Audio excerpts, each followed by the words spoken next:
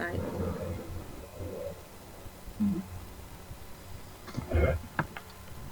Vamos começar então? Vamos orando?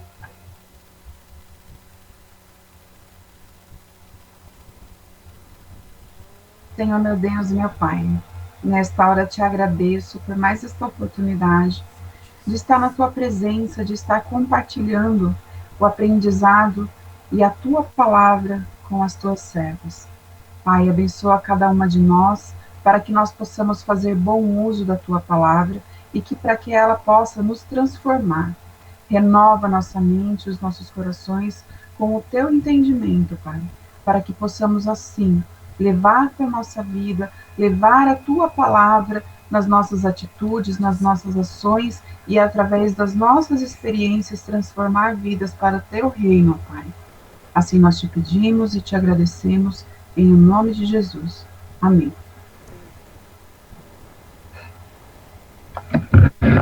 Então vamos lá. É muito importante, né? Essas lives para mim tem sido muito, muito bom, porque é aquele negócio, né, que nosso pastor sempre fala. Quem não está sentado para aprender, nunca pode estar em pé para ensinar.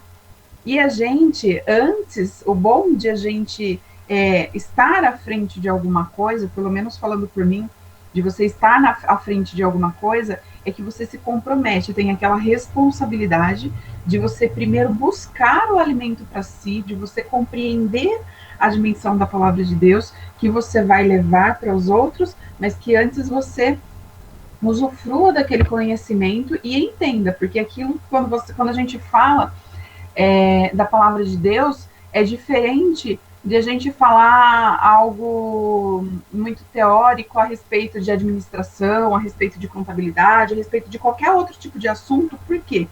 Às vezes, um determinado assunto a gente não concorda muito bem. Igual, por exemplo, na contabilidade tem alguns métodos de se fazer a mesma coisa, métodos diferentes de fazer alguma coisa. Então, você vai dar uma aula de contabilidade, às vezes aquele método que você está ensinando, você nem concorda, nem gosta, mas você tem que ensinar todas as possibilidades. E na palavra de Deus é totalmente diferente. Se você não concorda, se você não aplica e se você não coloca aquilo no seu dia a dia, são só palavras vazias. Não se transforma numa mensagem a levar para as outras pessoas. Então, isso que é muito importante e que é bom, é inspirador a gente estar aqui na frente falando, porque já teve Deus falando conosco antes, né? Então, é o que eu vejo do devocional, né? A gente tem essa pegada de devocional.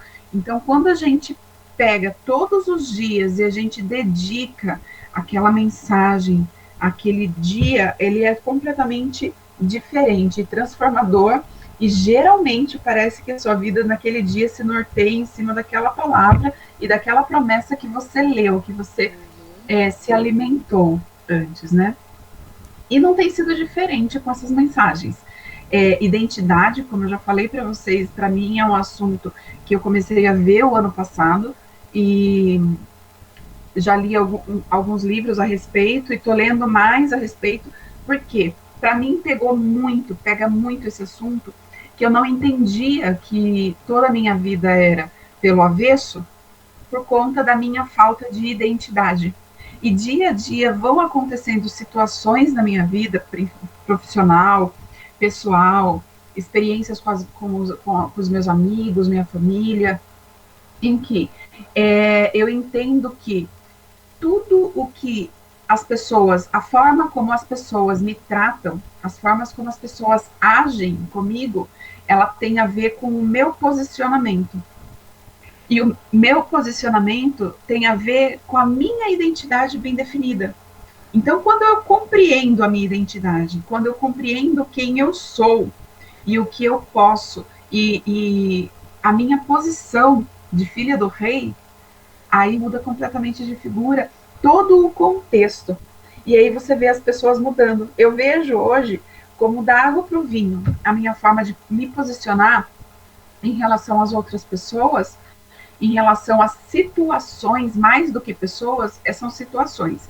Porque as pessoas, elas só são nós todos somos escravos das situações que nos acontecem. Então a gente só tem que, a gente não, a gente só tem que reagir, né? Dizem que de 100% das coisas que acontecem, 90% é a reação e 10% é apenas o que aconteceu de fato com a gente. Os outros 90% é tudo como a gente reagiu em relação a tudo aquilo que aconteceu com a gente. Então, quando a gente se posiciona, as pessoas reagem diferente.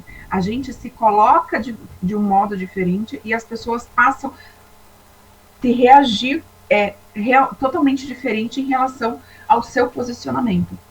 Então, quando a gente vê pessoas que são vítimas de qualquer tipo de situação, violência, abuso, agressão, qualquer tipo de situação, muitas das coisas é a questão do posicionamento. Eu costumo dizer que vítima, ela tem cheiro de vítima, ela exala, ela tem comportamento de vítima, ela tem modos de vítima, porque o agressor, ele só tem coragem de fazer o que ele faz com uma pessoa, quando ele vai agredir, seja qualquer tipo de agressão, porque ele já percebeu com a fisiologia daquela pessoa o quanto ele pode ir com aquela pessoa. Então, quando ele fala para uma criança, você não fala o que eu fiz porque eu vou fazer tal coisa, ele já tem líquida certeza que aquela criança não vai ter coragem de abrir a boca para falar qualquer coisa. Quando o marido, um homem abusivo, bate numa mulher, ele já está líquido e certo que aquela mulher não vai fazer nada. Porque se ele tivesse certeza que ela iria fazer alguma coisa, iria denunciar, ele jamais encostaria a mão nela. E assim são todas as situações. Só que cada um de nós só se comporta desse jeito, por quê? Não nos conhecemos. E a Bíblia diz, conhece-te a ti mesmo, né? Então, a gente é muito, muito, muito, muito importante esse assunto. E seria muito importante que as pessoas dessem o valor a ele. E é muito legal, porque cada dia que eu vou estudando para trazer cada tópico dessa lição, desse assunto todo, Deus vai se revelando através da palavra dele e a gente vai colocando os pingos nos is nas nossas vidas. Né? A gente vai percebendo o quanto a gente pode melhorar, o quanto a gente pode mudar. E automaticamente a gente começa a mudar o entorno. Por quê? As pessoas começam a ver e começam a se comportar diferente também. As pessoas começam a nos tratar diferente, porque o nosso comportamento é outro, e aí com isso elas começam a espelhar. Então, a questão da mudança, ela no começo existe muita crítica quando a gente muda, porque a gente mostra para os outros que é possível mudar. E aí, só que toda mudança ela é dolorosa. Toda mudança exige a saída da zona de conforto. E ninguém quer mudar. É como aquele meme que a gente vê, onde diz assim, a primeira pergunta é, quem quer mudança? Todo mundo levanta a mão. No segundo quadro, ele pergunta, e quem quer mudar? Aí todo mundo fica quietinho. Por quê? A mudança, ela nos tira da zona de conforto, ela traz dor, é igual a criança. Você tem a filha pequenininha, certamente você vai se identificar com isso. Ela, de certo, deve reclamar muito de dor no joelho. O meu filho, quando era pequeno, nessa faixa, ele reclamava muito de dor no joelho, que é a dor do crescimento. E pra gente, é impossível. A vida inteira a gente vai sentir essa dor. Talvez ela não seja física, porque a gente chega nessa idade, tem que se conformar em ser baixinho mesmo. Porém, a gente vai ter a dor do crescimento, no crescimento da alma, no crescimento do conhecimento, no crescimento do conhece-te a ti mesmo. E a gente buscar. E através disso, só que isso a gente não pode parar nisso, no conhece-te a ti mesmo. Porque senão a gente estaria pregando uma palavra de homens, né? Qual a razão da gente conhecer a nós mesmos? É para que, através da gente tendo a convicção de quem nós somos, nós podermos, assim, tratar diferente o reino, as coisas sagradas, as coisas de Deus, né? Então, todo esse assunto não é uma idolatria ao homem, não é uma idolatria ao eu, não é uma idolatria ao que eu posso, o que eu sou. Muito pelo contrário, Esse assunto de hoje, ele vai trazer completamente o oposto. É você se conhecer para, através disso, você entender quão você é e o quão Deus é em tudo isso. E aí você entregar toda a glória, todo o louvor e toda a honra a quem de fato tem direito, que é apenas Ele, né? Então, hoje, nós vamos falar a respeito de não pensar além do que convém. A respeito da nossa identidade, eu costumo falar que existem duas formas. Deixa eu só minimizar aqui rapidinho para eu tirar aqui a rede social. Aqui. Pronto. Eu costumo dizer que em relação ao inimigo, a gente tem dois erros muito graves. É a gente superestimar o inimigo, superestimar como se ele fosse grande, como se ele fosse onipotente, onipresente, como se ele tivesse todo o poder. Ou subestimar, como se ele não tivesse nenhum poder, como se ele não pudesse nada, como se ele não pudesse fazer absolutamente nada. Então, esses são dois grandes erros que nós temos em relação ao inimigo. Mas isso também em relação a nós, né? Então, esse mesmo erro nós não podemos cometer de não pensar além do que convém a respeito de nós mesmos e nem aquém a respeito de nós mesmos. Então, hoje, nós vamos falar a respeito de não pensar além do que convém. Na próxima semana, a gente vai conversar a respeito de não pensar a quem, não subestimar, ok? A ordem bíblica sobre a maneira de pensarmos acerca de nós mesmos envolve moderação. Não podemos ir aos extremos, porque, como dizem Romanos 12:3, porque pela graça que me foi dada, digo a cada um dentre vós que não pense de si mesmo além do que convém. Antes, pense com moderação, segundo a medida de fé que Deus repartiu.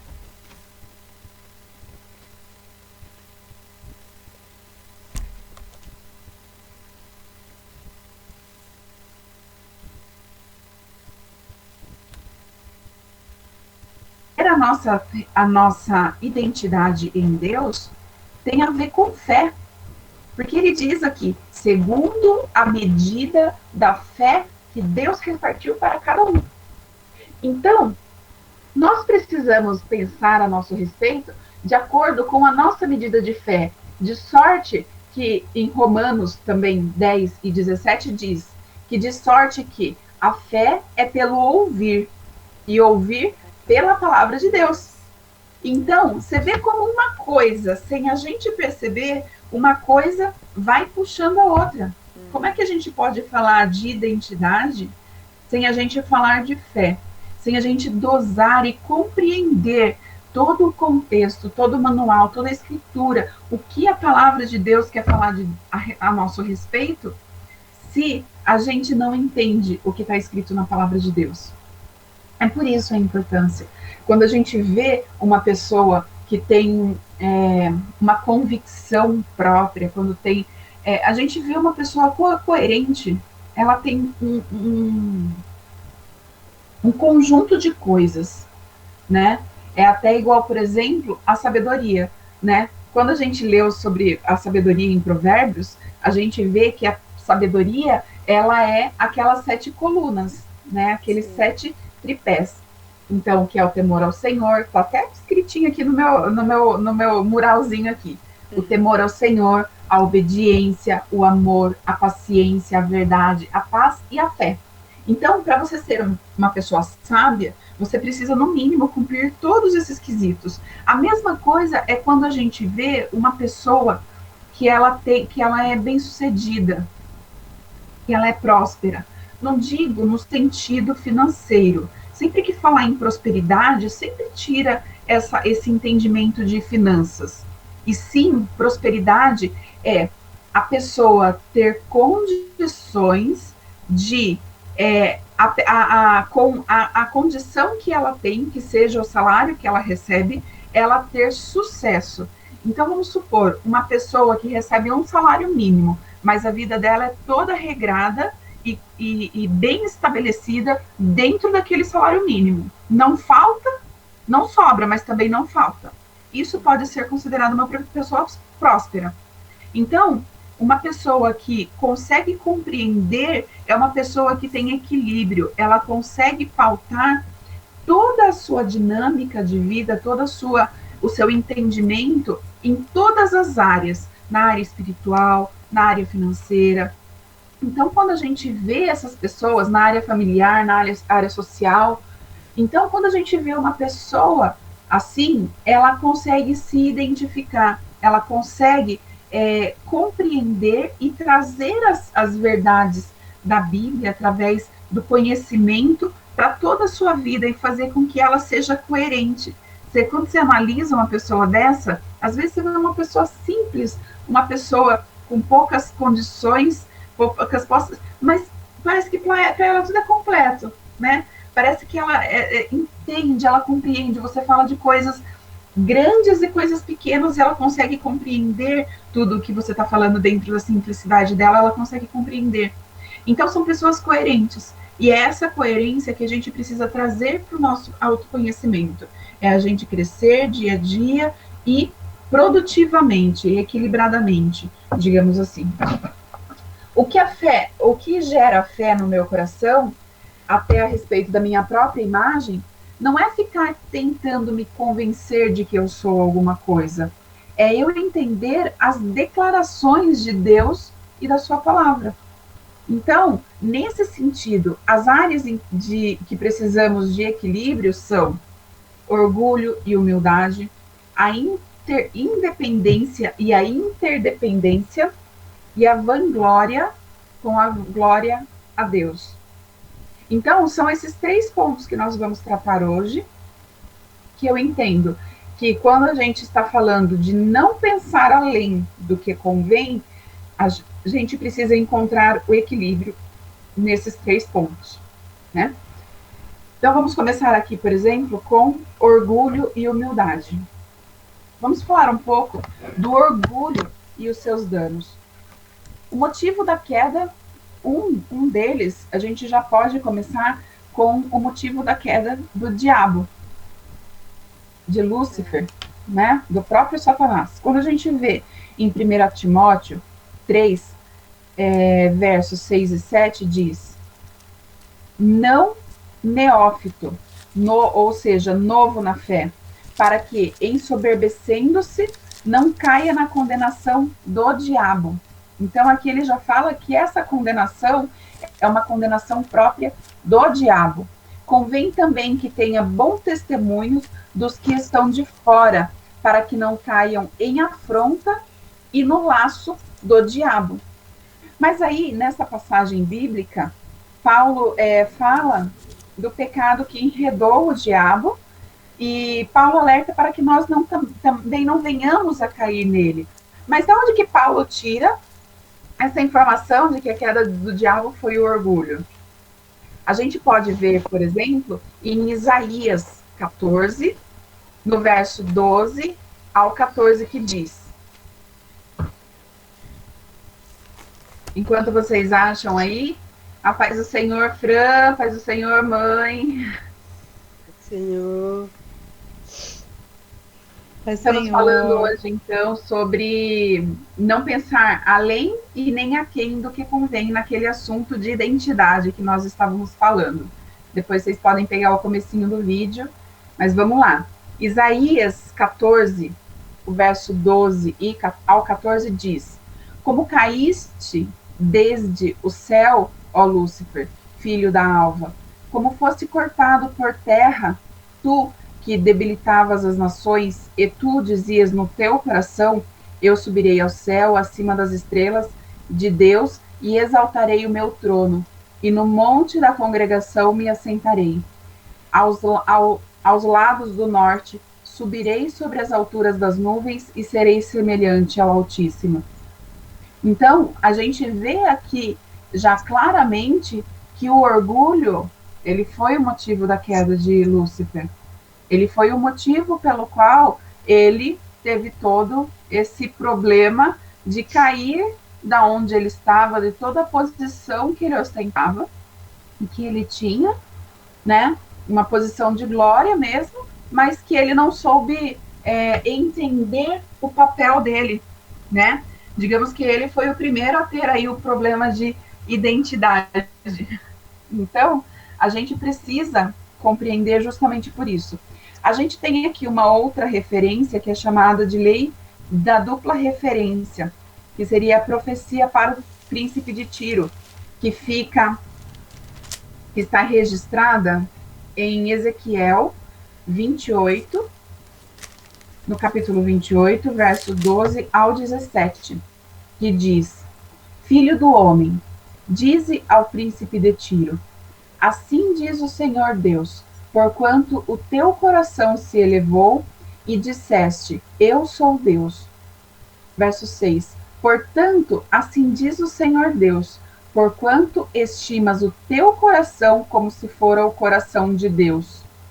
Indo agora para o verso 9, acaso dirás ainda diante daqueles que te matar, eu sou Deus? Mas tu és homem e não Deus, na mão do que te transpassa. Verso 12, filho do homem, levanta uma lamentação sobre ti, ó rei de Tiro, e dize-lhe, assim diz o Senhor Deus, tu eras o selo da medida, cheio de sabedoria e perfeito em formosura. Estiveste no Éden, jardim de Deus. E aqui, fazendo um parênteses, os únicos que estiveram no jardim do Éden foram Adão e Eva. E depois foram expulsos e Deus não mais permitiu seu retorno lá. Portanto, aqui Deus já não está mais falando com o príncipe de Tiro. Ele está se referindo ao próprio Satanás. E continuando a leitura, ele fala, de toda pedra preciosa era a tua cobertura, sardônia, topázio, diamante, turquesa, ônix, jaspe, safira, carbúnculo, esmeralda e ouro, em que foste criado, até que se achou iniquidade em ti. O 17, elevou-se o teu coração por causa da tua formosura, corrompeste a tua sabedoria por causa do teu resplendor. Por terra te lancei, diante dos reis te pus, para que olhem para ti.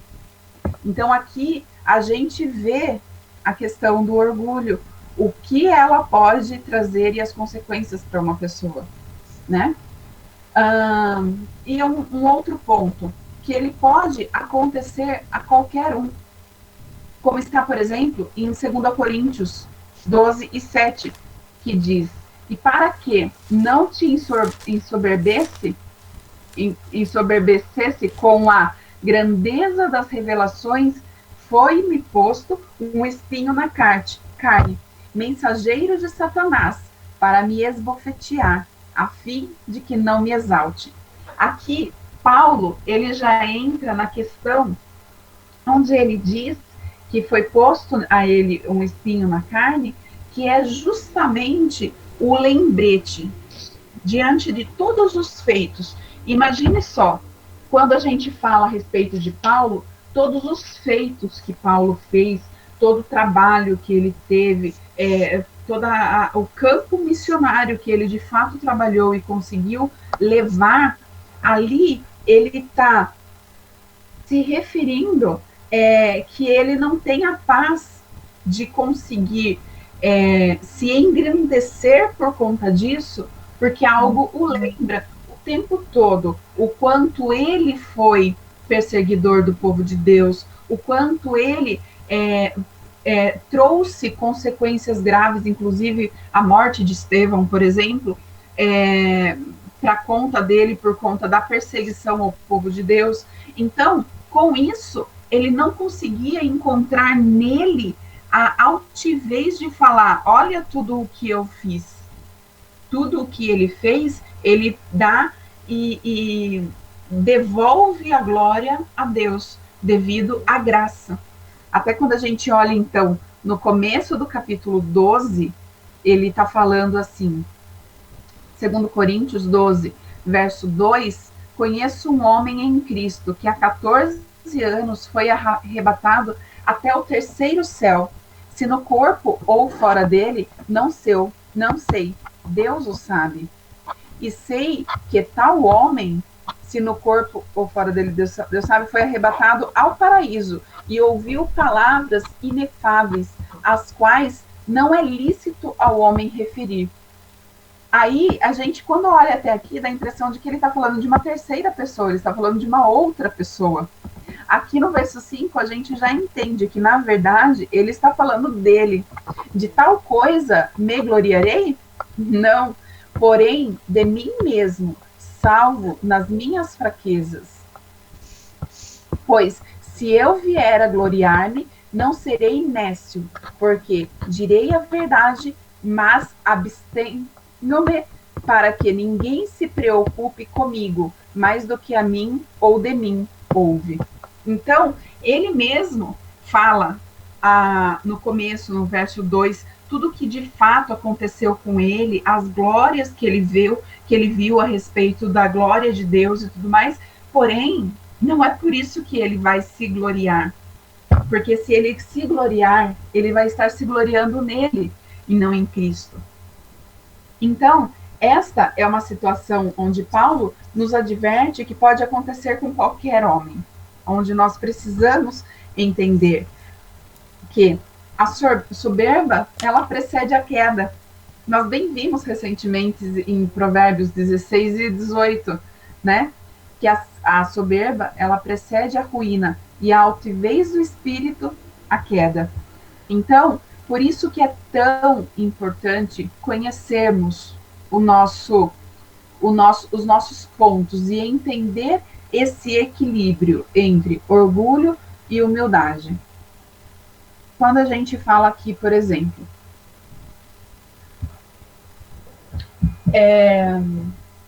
teve um caso, uma situação onde um pregador, um pastor que estava falando a respeito, foi pregar em uma determinada congregação a respeito de hostes, de potestades, do quanto o inimigo trabalha contra a obra de Deus e tudo mais.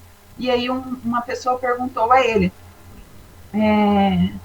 qual é a maior arma, ou o que o inimigo mais faz, e tudo o que ele faz para trabalhar contra, qual é a maior ferramenta para trabalhar contra o crescimento da obra de Deus, né?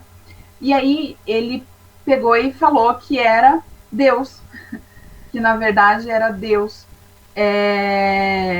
Daí falou, como assim Deus? A maior ferramenta, a maior situação que impede o crescimento de uma obra é Deus, quando a gente vê, por exemplo, em Tiago 4 e 6, que ele diz que Deus resiste ao soberbo.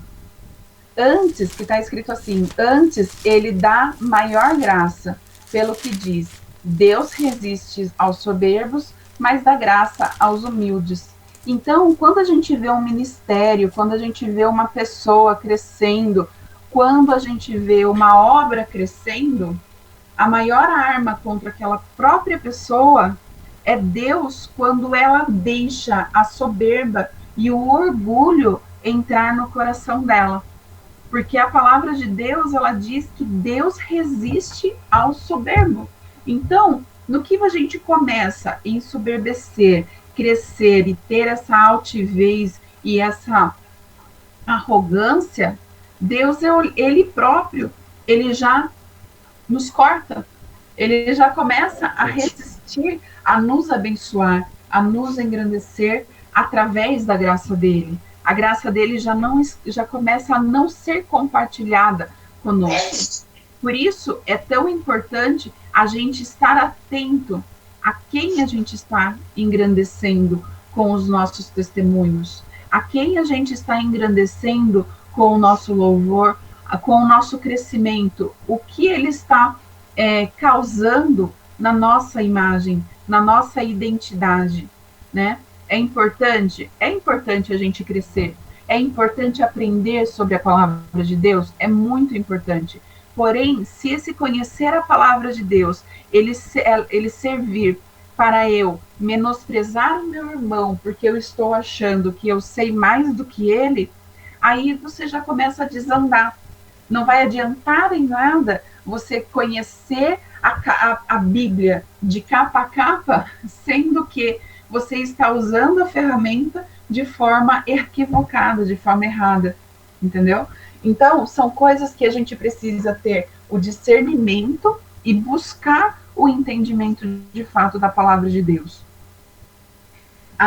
Ainda em Apocalipse 2:2 diz que se dizem apóstolos e não são, justamente por conta da soberba. Ele diz que conheço as tuas obras, tanto o teu labor como a tua perseverança, e que não podes suportar homens maus, e que puseste à prova os que a si mesmos se declaram apóstolos, e não são, e achastes mentirosos. Então, muitas vezes, quando a gente vê muitas pessoas, apóstolos, pessoas que se dizem ser, já naquela época já existia isso. A questão, ele até poderia ter uma boa base, uma boa iniciativa, uma boa ideia, mas por conta do orgulho se corrompeu e deixou de ser. Passou a ser falso, passou a não ser verdadeiro, passou a ser mentiroso, justamente pela falta da humildade, justamente pela falta de reconhecer que tudo isso é a graça de Deus a respeito, agindo nas nossas vidas, para que consigamos ser e chegar a ser algo ou alguém, né? Um exemplo, então, agora partindo a gente aqui para a questão do equilíbrio, a gente falou aqui sobre o orgulho. Quando a gente fala, então, da humildade, a gente pode trazer aqui, enfatizar quais são as bênçãos dela. A humildade, por exemplo, eu posso trazer aqui em Daniel 4, capítulo 4, o verso do 4 ao 17. Fazendo uma leitura bem rápida, ela diz: eu, Nabucodonosor, estava tranquilo em minha casa e feliz no meu palácio. Tive um sonho e me espantou. E quando estava no meu leito, os pensamentos e as visões da minha cabeça me perturbaram. Por isso expedi um decreto pelo qual fossem introduzidos à minha presença todos os sábios da Babilônia, para que me fizessem saber a interpretação do sonho.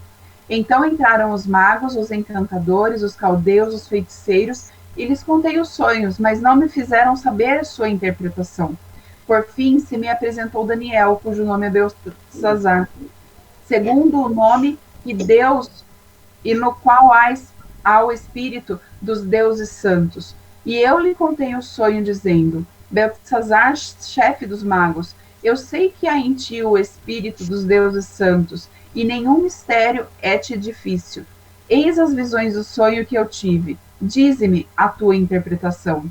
Eram assim as visões da minha cabeça quando eu estava no meu leito.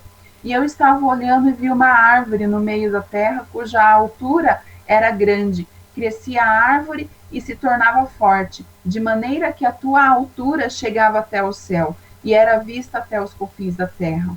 As suas folhagens eram formosas e o teu fruto abundante, e havia nele sustento para todos. Debaixo dela, os animais do campo achavam sombra, e as aves dos céus faziam morada nos seus ramos, e todos os seres viventes se mantinham nela. No meu sonho, quando eu estava no meu leito, vi um vigilante, um santo, que descia do céu, clamando fortemente, dizendo: derrubai a árvore, cortai-lhe os ramos e derriçai-lhes as folhas, e espalhai os frutos, afugentem os animais debaixo delas e as aves dos seus ramos. Mas a cepa com as raízes deixem e na terra, atada com cadeias de ferro e de bronze, na erva do campo, seja ela molhada do orvalho do céu, e seja a sua porção com os animais e a erva da terra. Mude-se-lhe o coração, para que não seja mais coração de homem, e lhe seja dado um coração de animal, e passem sobre ela 7 tempos. Esta sentença é por decreto dos vigilantes, e esta ordem por mandado dos santos, a fim de que conheça os viventes o Altíssimo, tem o domínio sobre os reinos dos homens, e o dá a quem quer, até ao mais humilde dos homens, constitui sobre eles. Então, todo esse sonho era para falar a respeito da humildade de que Nabucodonosor deveria ter, da humildade que ele deveria de reconhecer que tudo isso quanto ele viu no sonho dele, era ele. Porém, desde que o coração dele não se corrompesse e não tentasse compreender ou em vão entendesse que foi ele que por si só alcançou tudo isso, mas que se não for por Deus, o Altíssimo, do que tem o domínio do reino dos homens, ninguém se constituiria a essa altura que ele chegou se não fosse pela humildade do seu coração. A forma como nós devemos compreender isso é entender que a humildade, ela é o cerne a respeito de todas as nossas conquistas e a manutenção dessas conquistas, né? Quando olhamos aqui, a forma como Cristo veio. Então, quando a gente vê aqui Filipenses 2, do 5 ao 8, ele diz: tende em vós o mesmo sentimento que houve também em Jesus Cristo, pois ele, subsistindo em forma de Deus, não julgou por usurpação ser igual a Deus. Antes, a si mesmo se esvaziou, assumindo a forma de servo, tornando-se em semelhança de homens e reconhecido em figura humana. A si mesmo se humilhou, tornando-se obediente até a morte, e morte de cruz. Então, é a forma como Jesus Cristo se colocou como ser humano que nós devemos entender a forma como nós devemos viver. E, na verdade, é justamente o contrário, né? Quando a gente vê, por exemplo, um magnata, um homem muito bem, uma mulher, um homem muito bem sucedido, muito bem colocado, quando a soberba chega a eles, a primeira coisa que eles se acham é Deus, né? Eles se acham o todo-poderoso, eles se acham mais, eles se acham os que fazem e acontecem. Quando, na verdade, quem de fato era homem e era de fato Deus, não se portou assim quando aqui esteve, né? Quando a gente vê Jesus Cristo, foi justamente o contrário. Foi justamente uma posição de mansidão, de humildade, né? Ele poderia ter vindo aqui e ter vivido uma vida como os judeus acreditavam que seria a vinda do Messias, né? Que seria um reino de homens que iria ali imperar, colocar cada um no seu lugar e falar: Israel aqui é minha, e ninguém tasca a mão, né? Porque é assim que os judeus acreditavam que seria. Mas justamente ao contrário, né? Foi uma vida de mansidão, de humildade, foi mostrar como é feito e como é constituído o reino dos céus, que não tem nada a ver com a constituição do reino dos homens, né? Porque quando a gente fala em mansidão e humildade, não tem muito a ver quando a gente quer relacionar a poder, quando a gente quer relacionar a reino terrestre, a reino humano, né? A gente já pensa em autoridade. Quando fala em poder, a gente já vem na mente o quê? Já vem... Peraí, quem é que manda aqui sou eu, né? E foi justamente o contrário, onde Jesus Cristo, através da sua mansidão e a sua humildade, ele colocou tudo isso. Ele colocou o poder, mas de uma forma diferente ao qual os homens conhecem e que conheciam também. Então, ele nos mostra através disso o caminho da exaltação através da humildade. Aqui em Mateus 23:12, ele diz: quem a si mesmo exaltar será humilhado, e quem a si mesmo se humilhar será exaltado. Quem se exaltar será humilhado, e quem se humilhar será exaltado. É assim que ele diz. Esse versículo, ele pode até nos passar uma impressão de que Deus apenas não quer deixar quem quer estar num lugar na zona de conforto. Igual, por exemplo, às vezes, eu quero ser humilde, eu não me ligo de ser humilhado, eu sou tão humilhado, eu já estou acostumado com isso tudo. Então vem Jesus, vem Deus e exalta aquela pessoa. Mas eu estava tão bem lá na vida de humilhado, por que você me exaltou? Ou, eu sou tão exaltado e eu gosto e que não sei o quê. Aí vem Jesus, vem Deus e humilha. Eu estava tão bem na minha vida de humilhado. Não é nada disso que a Bíblia quer dizer. O que ela quer dizer é que Deus, quando ele humilha o exaltado, é no sentido de trazer a ele o conhecimento, de trazer a ele o entendimento através das lições de qual que é o caminho, de como deveria ser, de como deve ser o nosso coração perante Deus. E quando a gente fala que será exaltado, ele está querendo dizer que essa pessoa ela está com o coração correto para chegar aonde é preciso.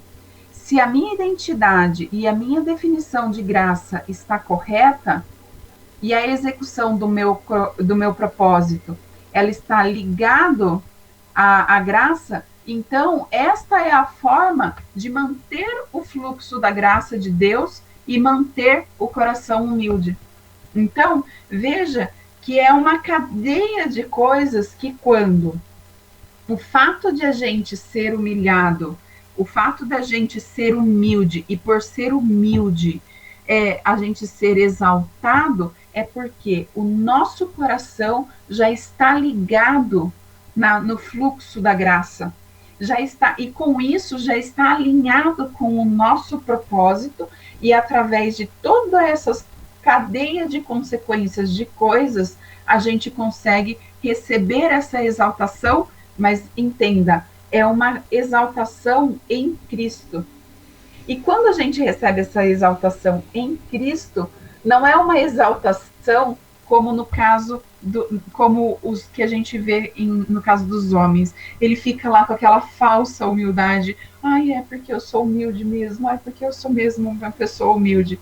É como, por exemplo, o caso de Mardoqueu, onde ele passou toda aquela perseguição, e aí no final das contas, por conta de algo que ele havia feito para o rei foi lá, perdeu o sono, estava lendo as crônicas, e aí lembrou-se dele, e falou, o que fizeram aqui para essa pessoa que fez isso? Não fez nada. E o cara lá querendo toda a glória, toda a exaltação, e aí falou, então faça tal coisa, então faça exatamente isso aí para Mardoqueu. Aí Mardoqueu foi lá e recebeu a exaltação.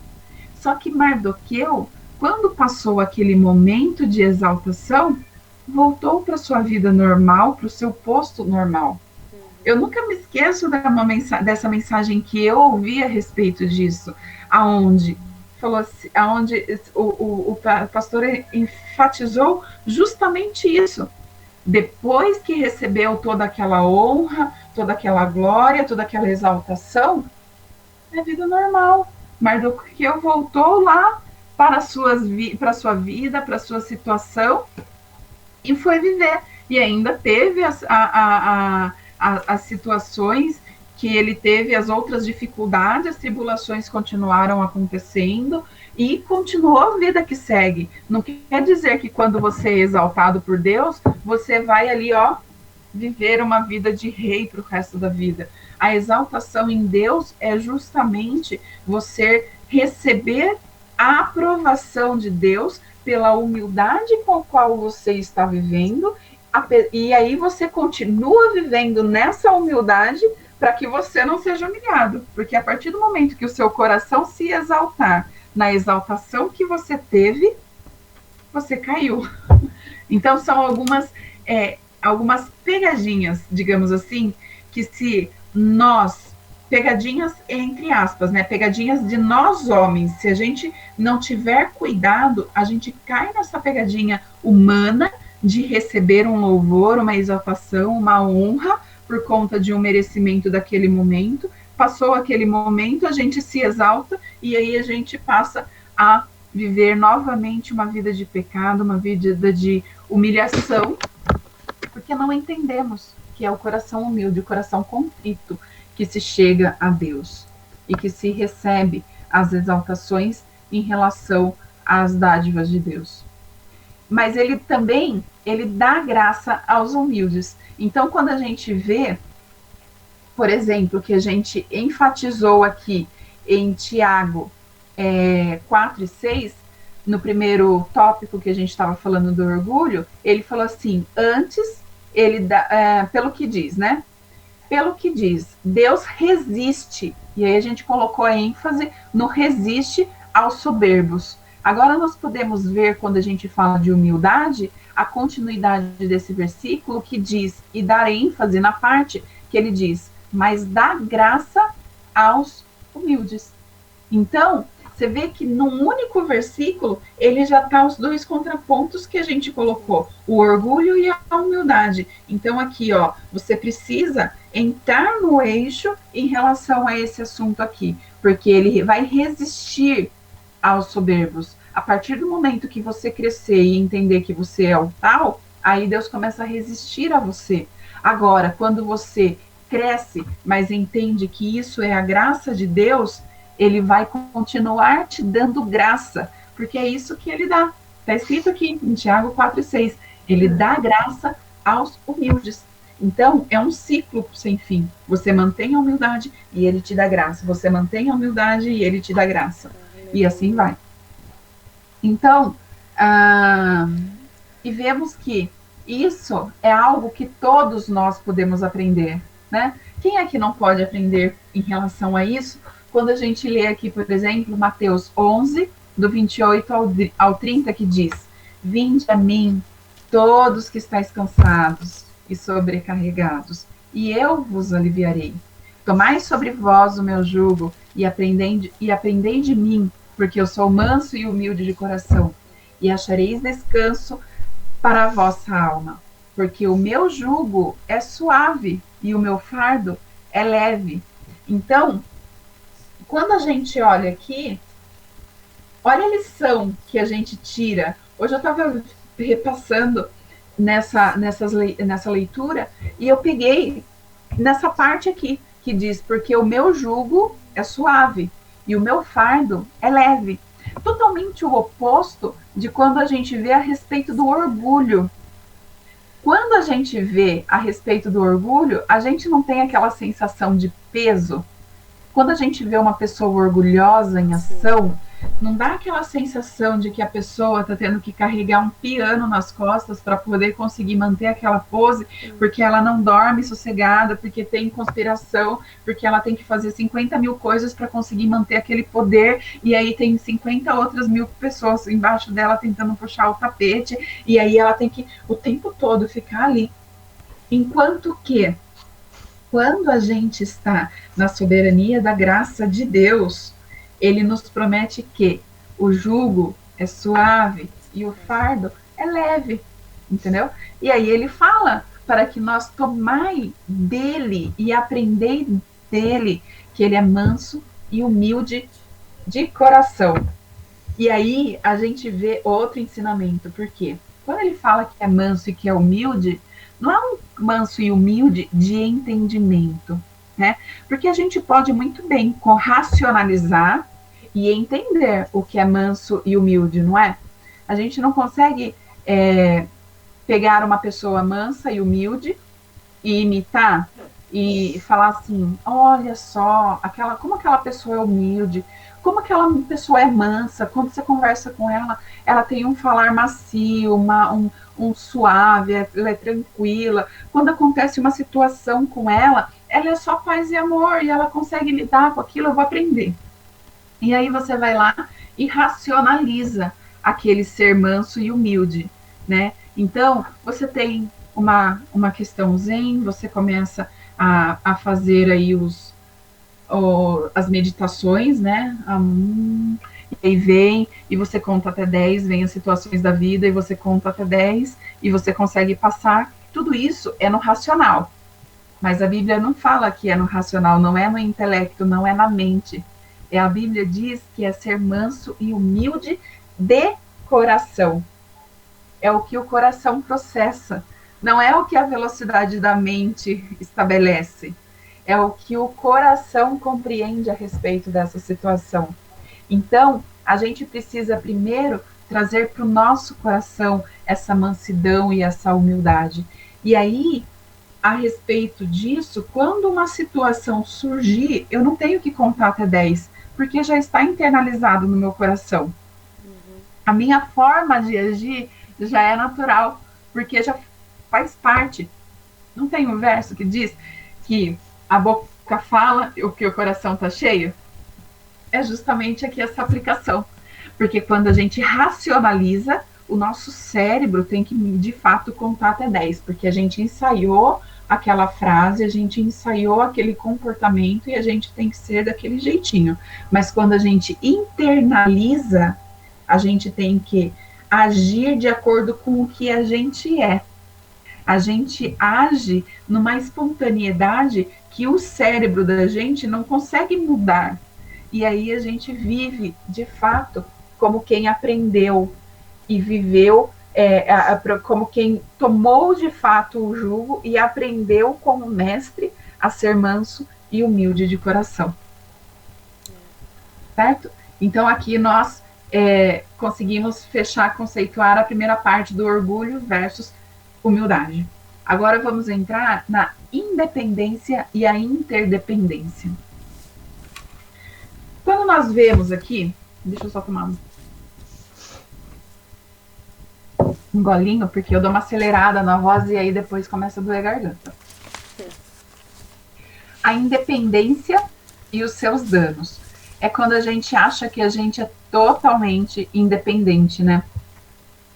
O isolamento, um dos primeiros danos dela, da independência, é o isolamento. O solitário, em Provérbios 18:1, diz que o solitário busca o seu próprio interesse e insurge-se contra a verdadeira sabedoria. Muitas vezes, a pessoa ela é tão castigada pela vida e pelas situações que ela entende que a melhor forma de ela lidar com aquela situação, ao invés de ela se conhecer, ao invés dela entender os gatilhos que causou ou que ela poderia ter evitado tais situações, um comportamento que ela poderia ter tido e evitado tais situações, requeriria dela ter esse autoconhecimento. Então, ao invés de eu me autoconhecer, eu vou tratar tudo isso que aconteceu comigo com o isolamento. Ao invés de eu mudar o meu comportamento em relação às atitudes que os outros têm, eu vou me isolar, porque daí eu me isolando, eu não preciso me conhecer, eu não preciso mudar o meu jeito de ser, né?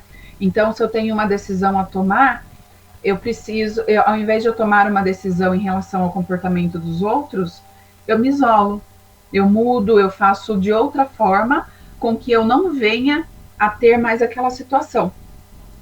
Porém, o isolamento, ela é uma atitude burra, rebelde e egoísta. Eu diria que ela é uma atitude burra porque ela é uma atitude rebelde. Porque a Bíblia nos diz que nós não devemos nos isolar. Existem uma série de versos que diz que nós devemos estar unidos, que nós devemos estar junto, que nós devemos viver em unidade. A Bíblia, ela traz esse tratamento. E a partir do momento que eu resolvo cortar o caminho do autoconhecimento para o caminho do isolamento, do autoconhecimento em relação ao que eu posso fazer e me comportar para que as coisas tenham um andamento diferente, aí eu corto o caminho pelo isolamento, eu passo a me rebelar em relação ao que a Bíblia institui.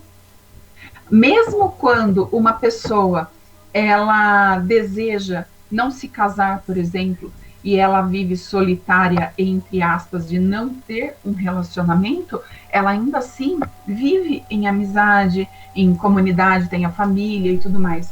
Então, o isolar-se não quer dizer a respeito de uma pessoa que sofreu com relacionamentos e aí ela resolve ser solitária. Nesse caso, existe uma definição nova aí que é de solidão e solitude, né?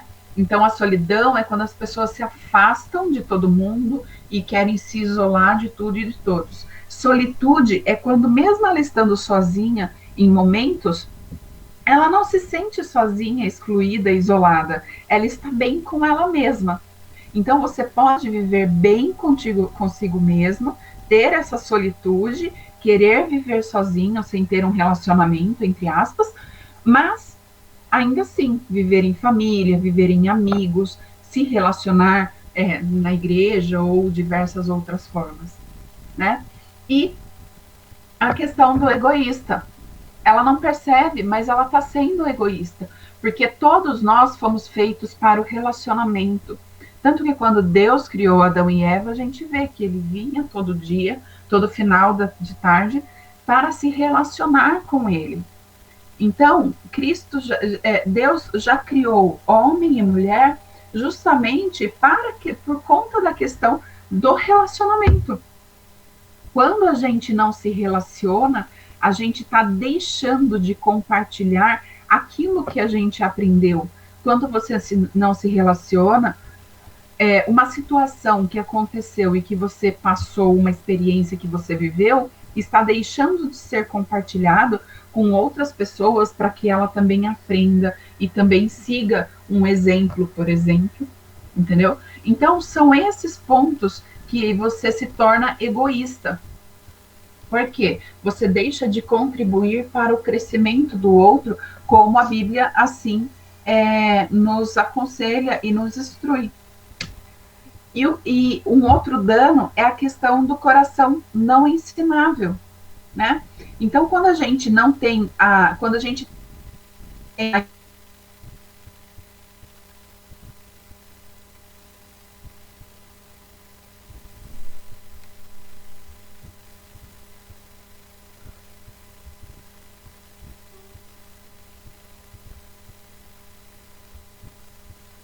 apelarmos ao amor e às boas obras. Não deixemos de congregar-nos, como é de costume de alguns. Antes façamos admoestações, e tanto mais quantos vedes que o dia se aproxima.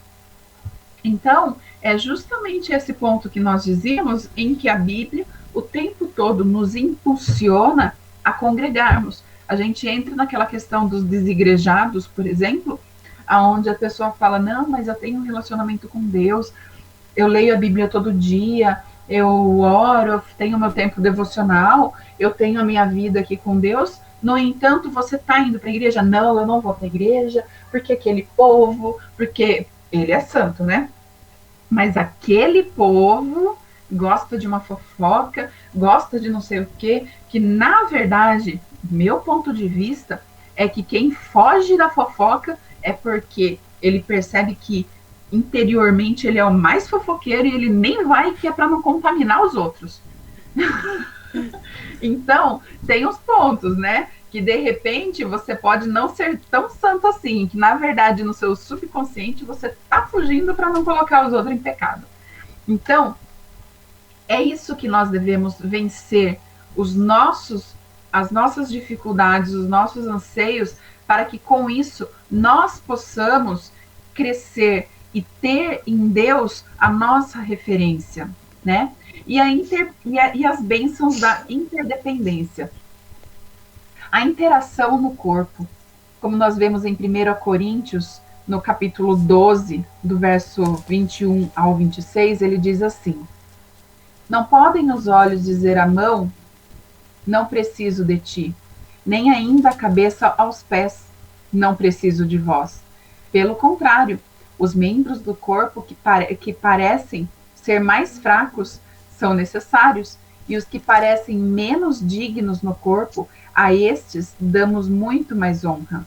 Também os que em nós não são decorosos revestimos de especial honra, mas os nossos membros nobres não têm necessidade disso.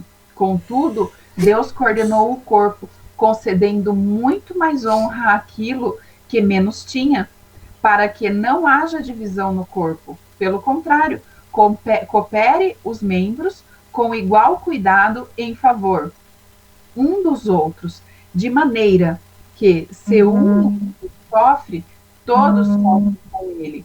E se um membro é honrado, com eles todos se regozijam. Então, a mesma coisa, isso é um comparativo, uma ilustração a respeito do corpo de Cristo. Daqui a pouco. Então, quando nós falamos a respeito do corpo de Cristo, nós estamos entendendo que na igreja, a composição, todos têm o seu valor. Quando você vê o mais fraco, o menor, ele tem um valor de honra grande. Quando a gente vê o mais forte, às vezes, ele está ali e ele também o seu papel. Então, são coisas que, tudo isso é importante. Cada um tem a sua importância no reino de Deus. E nós devemos entender. Por isso, a necessidade da interdependência. De todos nós entendermos o quanto nós somos dependentes um dos outros. E entender que tem um outro ali na ponta que depende de mim. Assim como eu estou dependendo do outro que está na ponta contrária. Então, cada um de nós vai suprindo a necessidade dos outros. Como, por exemplo, sexta-feira eu e Camille conversávamos, e aí ela usou até um exemplo de um versículo que eu mencionei a respeito de Paulo, no espinho da carne, né? E como é engraçado, se nós não dependêssemos um dos outros, a mensagem que o pastor nos prega seria suficiente. Então, o ensinamento que eu vou lá e eu recebo do pastor Jair já é o suficiente para me edificar. Eu não necessitaria, por exemplo, de uma mensagem, de uma palavra que a irmã Camille fala e que aquilo me transforma e me muda de forma tão grande o meu modo de pensar. Então, eu comentava com ela, por exemplo, que às vezes tem dia que eu tô tão bem, que eu trabalho, que eu tô ativa, que eu faço, que acontece, e que tá tudo acontecendo. E aí, de repente, uma situação específica parece que me quebra, que me desmorona, que eu fico ali triste, não consigo me desenvolver e conseguir os resultados que eu conseguiria num outro momento. E aí ela comentou a respeito disso, que geralmente acontece como disse Paulo, aquela situação é uma situação que nos machuca, que nos fere, e ela volta o tempo todo a nos lembrar quem nós somos, a nossa dependência, que se a gente não se entender e não se submeter a Cristo, a gente vai estar o tempo todo ali naquele problema, naquele espinho na carne, porque nós só podemos ser tratados em Cristo. O nosso problema, aquela ferida, somente Ele é o nosso bálsamo. Então, são essas pequenas coisas, como o compartilhar de uma pequena palavra, num exemplo, numa situação, que nos traz essa interdependência e o viver em comunhão. É a gente entender que aquele problema que a gente está sentindo, aquela amargura, aquela tristeza, é uma situação onde o meu próximo pode, numa palavra tão simples, trazer para mim um entendimento que me faz superar aquela situação momentânea. Como, por exemplo, todo Moisés precisa de um Jetro.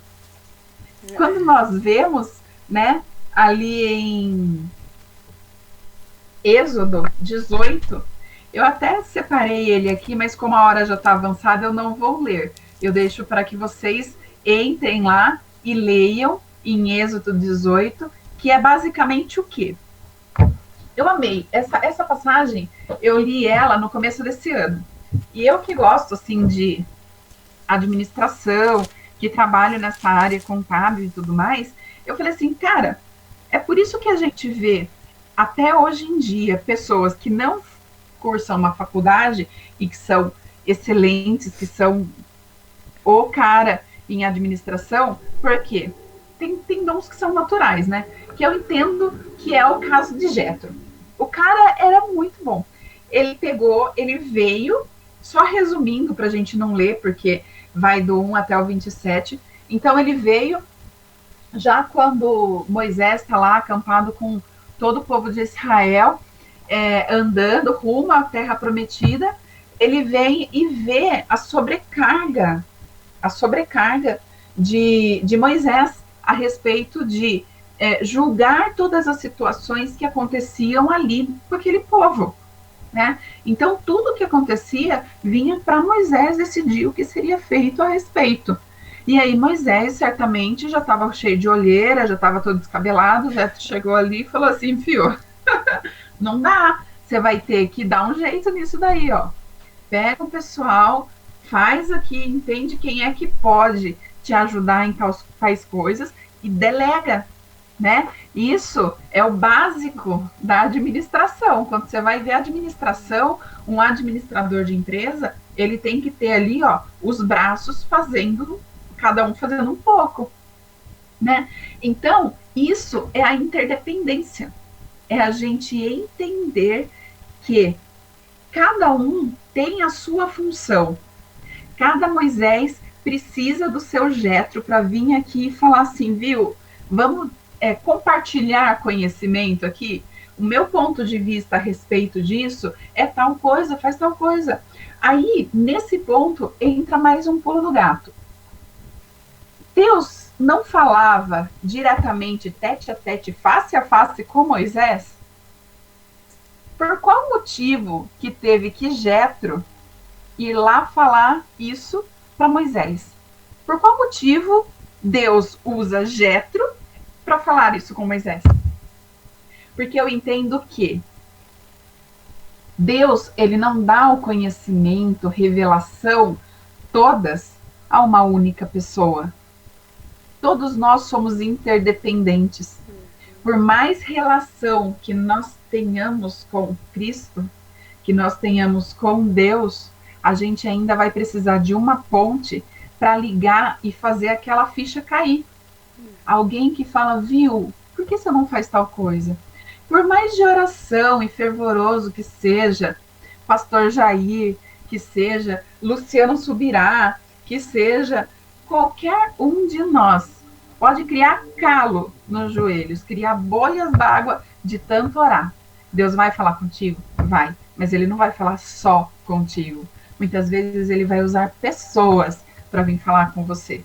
Então, é por esse motivo que é importante a interdependência. É a gente depender um dos outros, é a gente viver esse relacionamento. Então, a gente vai aqui rapidamente para a vanglória versus a glória de Deus, né? A vanglória e os seus danos. Vamos sempre começando pelos danosos e depois nós edificamos com os que são as boas práticas. Tem uma passagem que diz em Filipenses 2 e 3 que diz, só um minutinho. Nada façais por vanglória. Isso quer dizer que no versículo está dizendo assim, nada façais por partidarismo ou vanglória, mas por humildade, considerando cada um os outros superiores a si mesmo.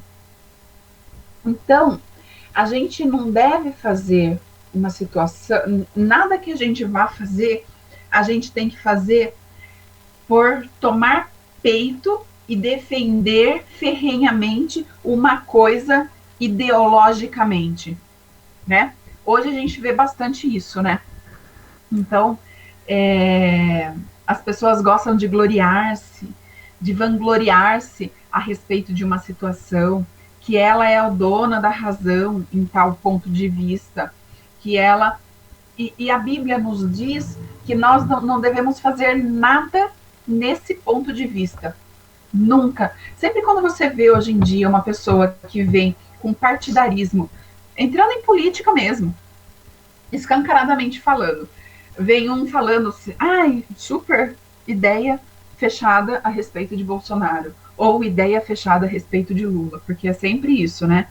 É sempre, quando não é um, é outro. Então, quando a pessoa vem muito cheio de razão, a Bíblia já condena, porque nós não devemos ir por essa questão fechada. Tudo tem o seu bom e a sua contrapartida, digamos assim. Tem pontos bons em um ponto de vista? Tem, mas tem outros que precisam ser melhorados. Quando a gente tem uma razão, a gente não pode tomar essa razão como uma verdade absoluta, no sentido de não ouvir, não dar a entender as outras partes. Imagine só, no caso que nós falávamos, no exemplo que nós usávamos anteriormente, de Moisés, quando ele tinha que julgar toda a situação ali. Imagine se ele, como ele tinha que tomar uma decisão a respeito de tudo o que aconteceria ali naquele acampamento, imagine se ele começa a pensar que ele tem a razão absoluta em tudo. Então, quando uma pessoa vinha trazer uma demanda, uma situação que ocorreu, ele já, não, faz isso, pronto, acabou. Não, isso daqui faz assim, assim, assado. Sem nem sequer ouvir o outro lado, entender o que de fato aconteceu. As pessoas em 2 tempos se rebelariam contra ele e aquilo lá, ó, ia dispersar. Por quê? As pessoas não... O canal de comunicação se fecha na verdade absoluta. O canal de comunicação se fecha no partidarismo. No momento em que você não põe o outro lado a se ouvir, a ser ouvido. Então, as pessoas precisam ser compreendidas. E aí, no final das contas, seu ponto de vista pode até, no final das contas, estar correto. Mas você ouviu e entendeu o que a outra pessoa quis dizer. Porém, o que você quis dizer, nessa aplicação acontece isso, e aí você explica toda a situação para a pessoa. Né? E aqui, em outro ponto, para que ninguém se glorie. Então, quando nós vemos aqui em 1 Coríntios, do capítulo 1, do verso 26 ao 29, diz: Irmãos, reparai, pois, na vossa vocação, visto que não foram chamados muitos sábios segundo a carne, nem muitos poderosos, nem muitos de nobre nascimento. Pelo contrário, Deus escolheu as coisas loucas do mundo para envergonhar os sábios, e escolheu as coisas fracas do mundo para envergonhar as fortes. E Deus escolheu as coisas humildes do mundo e as desprezadas e aquelas que não são, para reduzir a nada as que são, a fim de que ninguém se vanglorie na presença de Deus. Então, quando a gente vê aquela pessoa humilde, aquela pessoa simples, que abre a boca e nos dá uma surra, é justamente para que nós entendamos que aquela pessoa, ela é sábia, ela é entendida em Cristo Jesus. Não é ela, é a graça de Deus.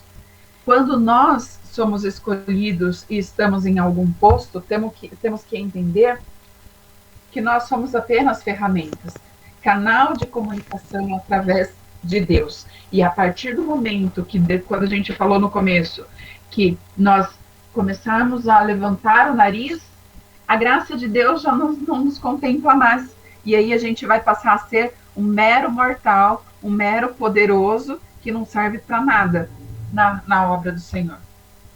Então, são estas coisas que deveríamos tirar. Como, por exemplo, a lição de Herodes, que a gente vê aqui em Atos 12, do verso do 20 ao 23, que diz: Ora, havia séria divergência entre Herodes e os habitantes de Tiro e de Sidom. Porém, estes, de comum acordo, se apresentaram a ele, e depois de alcançar o favor de Blasto, camarista do rei, pediram reconciliação, porque a sua terra se abastecia do rei, do país do rei. Em dia designado, Herodes, vestido de trajes real, assentado no trono, dirigiu-lhes a palavra. E o povo clamava: é voz de um Deus e não de homem. No mesmo instante, o anjo do Senhor o feriu, por ele não haver dado glória a Deus, e comido por vermes, ele expirou. Então, tudo isso é a questão, são todas lições, né? A Bíblia diz que tudo que foi escrito, para o nosso entendimento, foi escrito.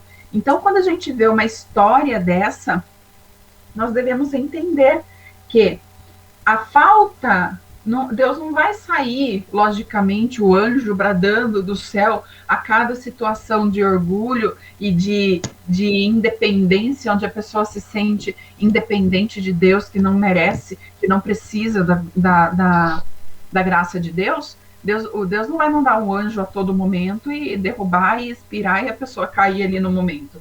Porém, a decadência, ela vem aos poucos. Ela fatalmente acontecerá, né? E a glória a Deus, o reconhecimento da graça. E através disso, vamos para o nosso último tópico, que são as suas bênçãos. Então, sendo aprovado pelos louvores, como, por exemplo, Provérbios 27 e 21, que diz: como o crisol prova a prata, e o forno o ouro, assim o homem é provado pelos louvores que recebe.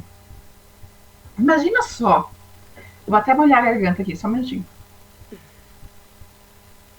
Imagina só a tentação, o tamanho da provação que é, de fato, para o homem, se a gente comparar o que está escrito nesse texto. Receber o louvor é para o homem uma tentação, uma provação comparada como o crisol é provado pela...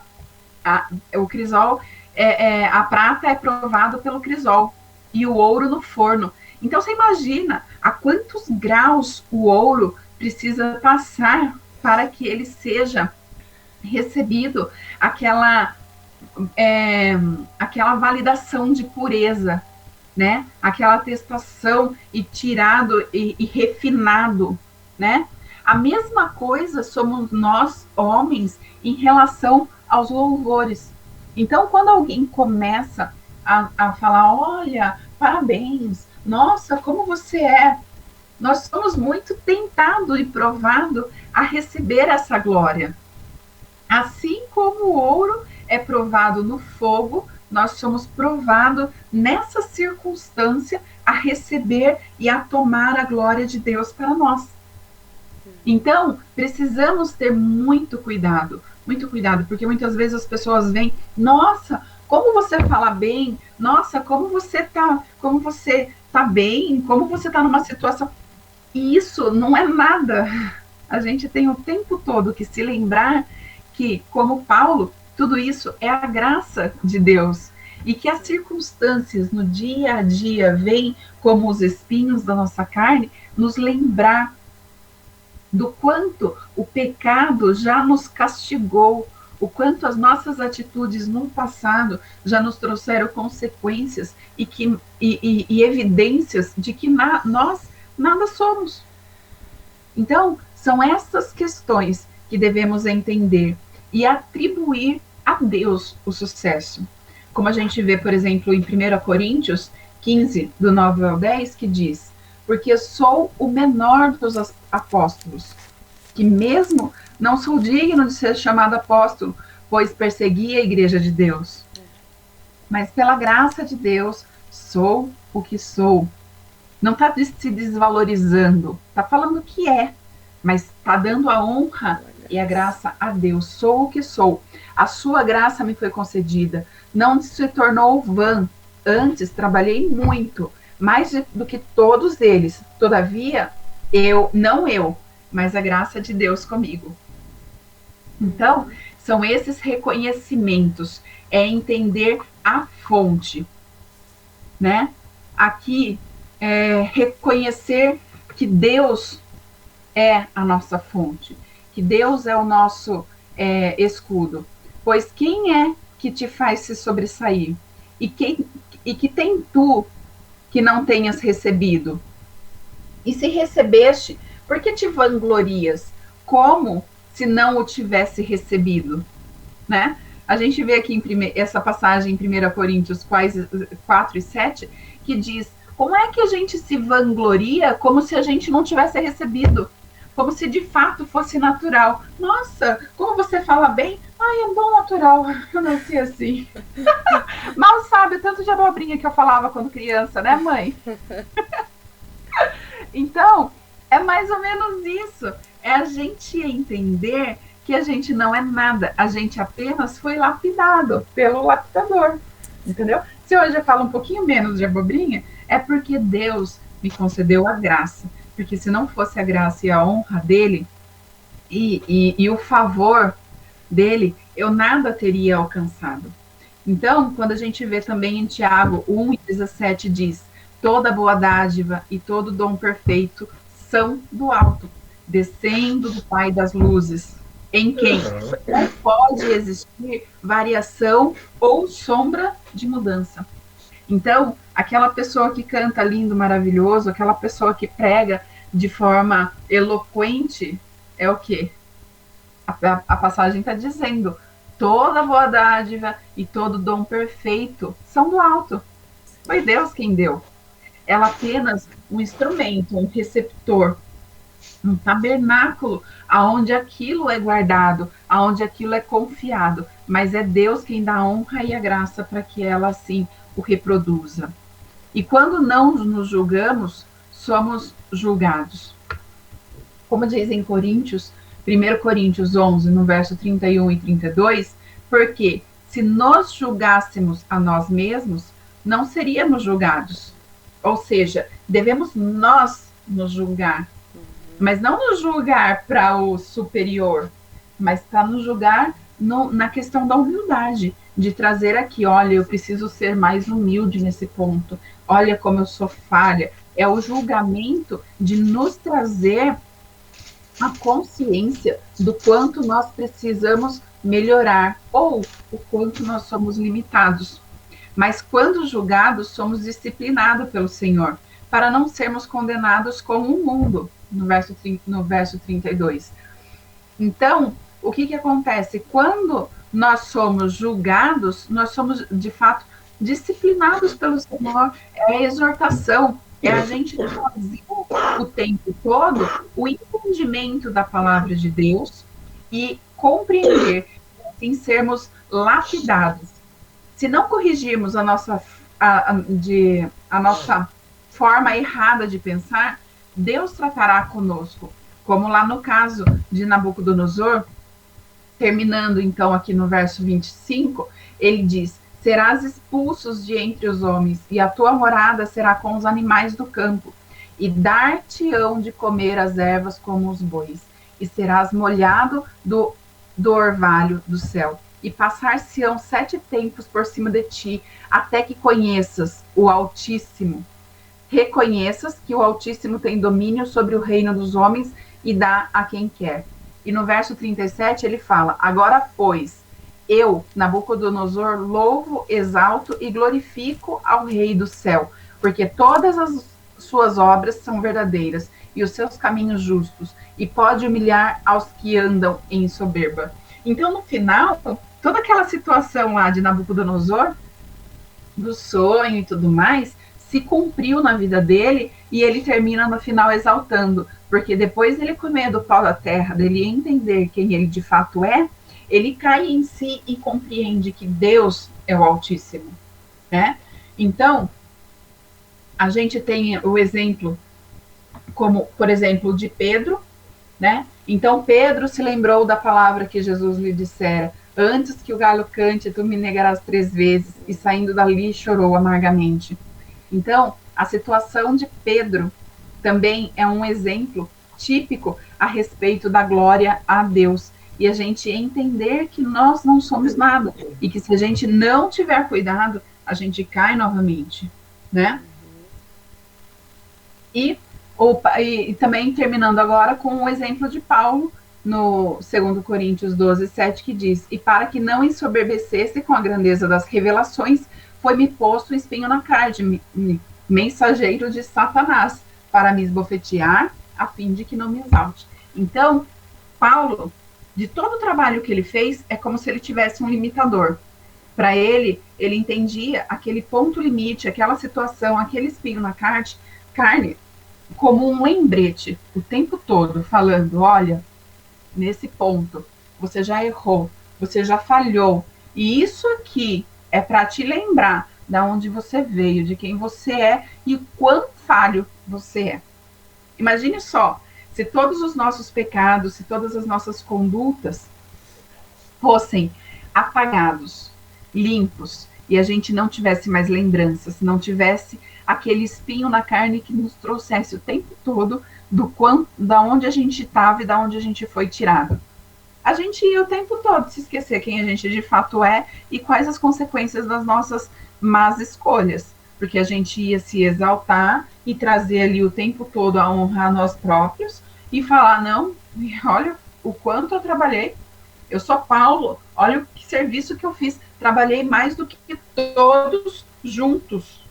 O quanto de cristão, de igreja que eu levantei, o quanto de missões que eu fui, o quanto eu viajei, porque se eu fosse ganhar por quilômetro rodado, é assim que a gente fala hoje, né? É. Se eu fosse ganhar por quilômetro rodado, Paulo podia falar desse jeito. Mas não. Ele pegava aquele espinho na carne para lembrar quem ele é, da onde ele veio. E assim agora sou eu também. Sempre que o meu espinho na carne aparece, como disse a irmã Camille, eu me lembro. Isso aqui, ó, você sabe, consequência do que é, da onde que veio isso aí. Então, é assim que termina. O entendermos a nossa identidade e o entendermos de não pensar além do que convém. Então é isso. Hoje eu falei um pouquinho demais. Tem dia que eu tô empolgada. Não foram enganadas, porque apesar que as duas que entrou depois foram, né? Mas eu avisei no começo que hoje eu tava falante. Então é isso. Eu gostaria que vocês, se vocês puderem, compartilhar alguma coisa, algo que as tocou aí e que vai levar para que a gente também, os outros também se alimentem, né? Lembra da parte aqui do isolamento, do egoísmo. Compartilhem para que todo mundo aprenda juntas umas com as outras.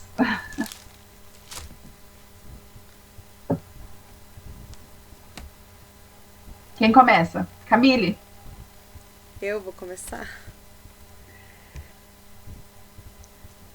Cadê? Eu não te ouvi. Senhor, eu tava com o microfone desativado. Então, a paz do Senhor para todas. Glória Amém. A Deus por essa palavra. E não falou demais, não. Concluiu o assunto. Porque eu tenho gastura quando a palavra tá boa e não tem conclusão. Tipo, não tem, sabe, os pontos todos, igual o pastor Maurício sempre fala. Eu fico, meu Deus! Não sei se vocês lembram uma época que o pastor Jair trouxe um ensino sobre os milagres de Jesus. E teve um que ele falou que ia explicar no outro, daí ele acabou mudando o rumo. Eu fiquei assim, louca. Eu falei, pastor Jair, você vai me contar então no particular, porque você não falou no público. E eu tenho uma memória muito boa para essas coisas.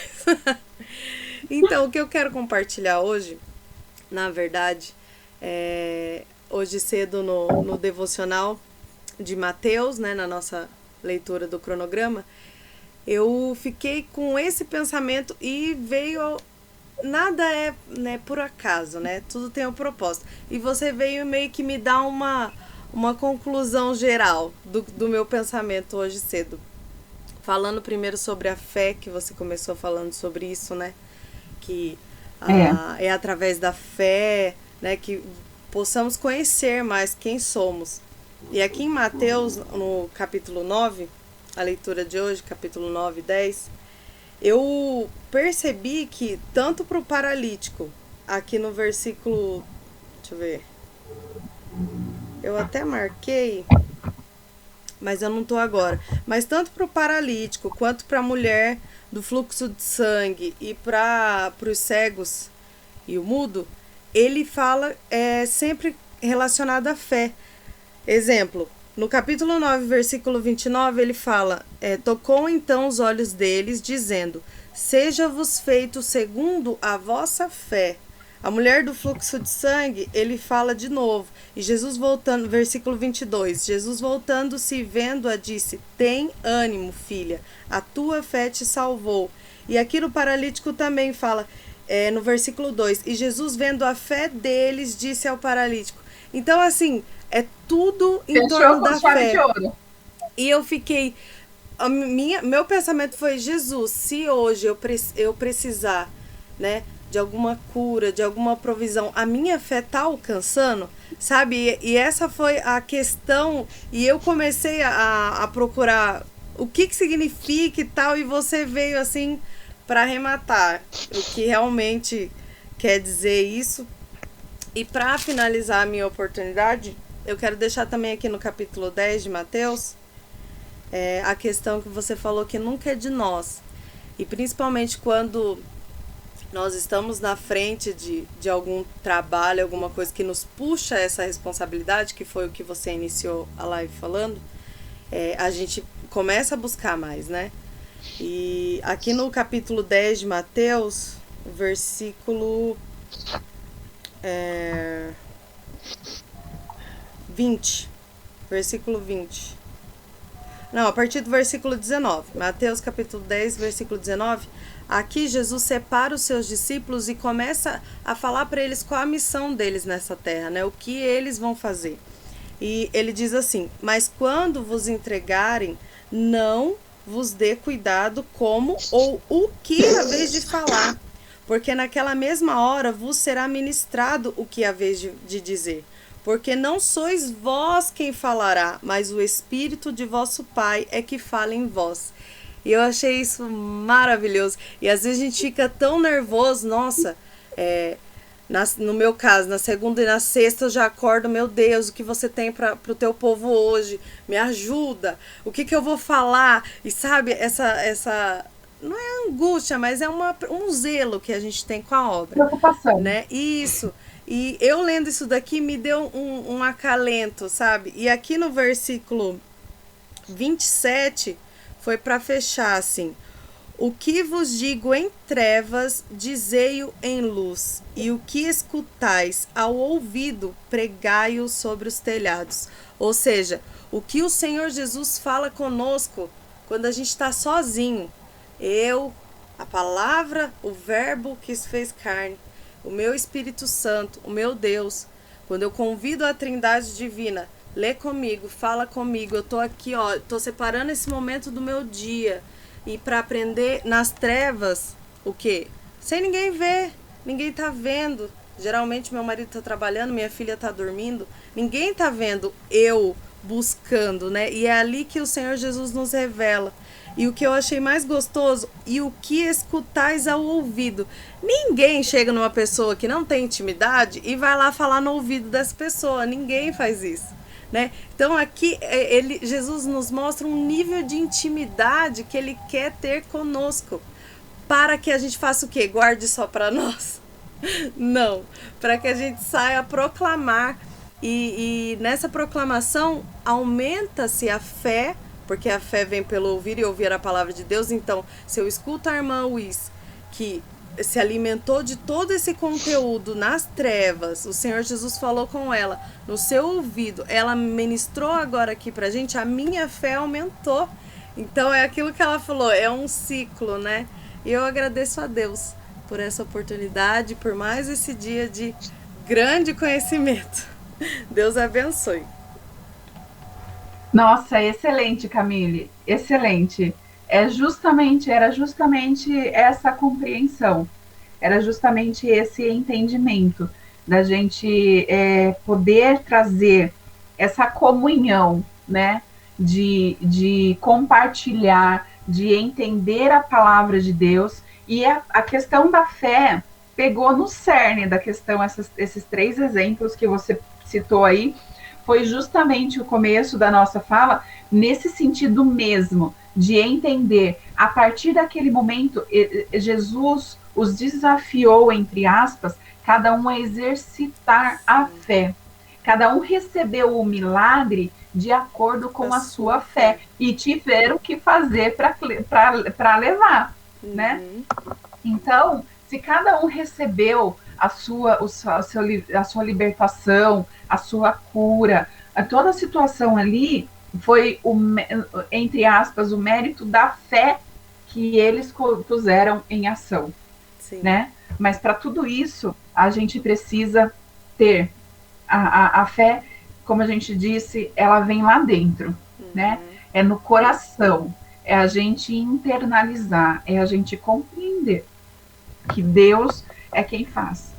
E aí, quando a gente abre o espaço para que Ele faça, aí o cenário está pronto. Está pronto para a bênção. Irmã Fran. Paz do Senhor, irmã. A paz do Senhor. Olha, eu só tenho a dizer que assim, estou muito feliz de não ter perdido, porque foi muito. Aprendi muito, né? Assim, como a gente recebe as coisas, como se comportar, né, diante de certas situações, para não pecar, né? E não exagerar. Eu estou muito contente por ter entrado. Ótimo. Entrei atrasada, eu fui abrir o WhatsApp, vi lá, falei, meu Deus. Aí vou entrar assim mesmo, vou entrar. Entra assim mesmo. Deus que eu entrei. Fez igual a irmã Cida, que entrou com touquinha de banho aquele dia na com toalha. Entra, viu, deixa eu ver, igual a minha mãe. A minha mãe é assim, ó, no dia seguinte ela entra na sala. Então, geralmente eu fico com vergonha de entrar. Ai, meu Deus, muito atrasado, não vou entrar. Imagina. Mas hoje eu falei, não, vou entrar de qualquer jeito. Pega o bonde andando, que daí a gente, numa pausazinha, a gente dá uma contextualizada e vocês, vida que segue. E depois também você pega o comecinho na gravação depois. Mas é isso, agradeço a oportunidade. Deus abençoe cada dia mais vocês. Deus está usando poderosamente. Glória a Deus. Glória a Deus. Mãe, tô vendo que você tá ruim aí, tá arrebentada. Vai conseguir falar arrebentada desse jeito? Graças a Deus que você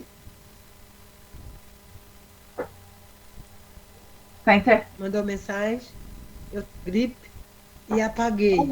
Mas foi uma benção, graças a Deus. Não poderia ter perdido, não. Precisava muito ouvir tudo isso. Foi uma maravilha. Eu tô aquele salto. Eu vi que você não tá. Tô sozinha aqui. Sozinha não, né? Tô com vocês, graças a Deus e com Jesus. Mas foi bom. Obrigada. Deus abençoe. Amém. Amém. Então tá ótimo, gente. Foi ótimo. Fiquei muito feliz de poder ter participado. Semana passada não deu certo, eu me atropelei no trabalho, mas eu quero fazer, já estou me disciplinando para me organizar um dia antes e no dia eu só repassar. Na verdade, me preparar na terça para repassar na quarta com vocês. E graças a Deus, Deus tem me abençoado muito, como eu falei para vocês no começo. Quando eu trago, como disse o pastor Jair, e é bem verdade, quando a gente traz, Deus primeiramente fala com a gente. Sim. Quando a gente traz uma palavra, Ele primeiramente nos trata. E eu percebo isso, que conforme eu vou estudando, até o momento em que eu chego aqui, eu sei dos versículos, eu sei da palavra, mas toda essa mensagem, os exemplos, as coisas vêm muito no momento. E a gente percebe Deus tratando, Deus falando, porque a gente vai contextualizando tudo aquilo que a gente já tinha pensado que iria falar e trazendo de forma muito mais compreensiva e aplicável às nossas situações, aos nossos dia a dia. E para mim está sendo muito enriquecedor. Eu agradeço a presença de cada uma de vocês e vamos orar e nos despedir. Irmã Camila, a irmã pode fazer as honras? Não esquece de tirar nosso print. Tá bom. Peraí, vamos tirar já então. Vamos tirar já? Ô Fran, cadê a Fran? Não, mas eu vou ficar assim mesmo, sem problema. Tô toda descabelada. Então, Tá vocês entraram desativado. depois, eu cheguei de São Paulo correndo, eu cheguei, aquela hora que eu mandei aquela mensagem, eu estava saindo de São Paulo, a hora que eu mandei mensagem, daqui a pouco a gente tá aí, Nossa. falei para agilizar a janta, Aham. eu estava saindo de São Paulo, eu entrei em casa, acho que era 20 para as 8, daí deu um se vira rapidinho, então eu também tô, né, faz de conta que a gente tá super bem aqui, cheirosa, né, faz de conta. Mãe, vamos tirar o print, então? Deixa eu achar os botões.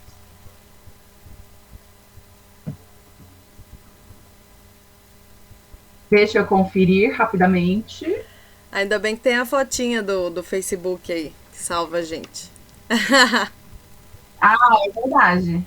Ah, é verdade. Eu prefiro como eu tô aí.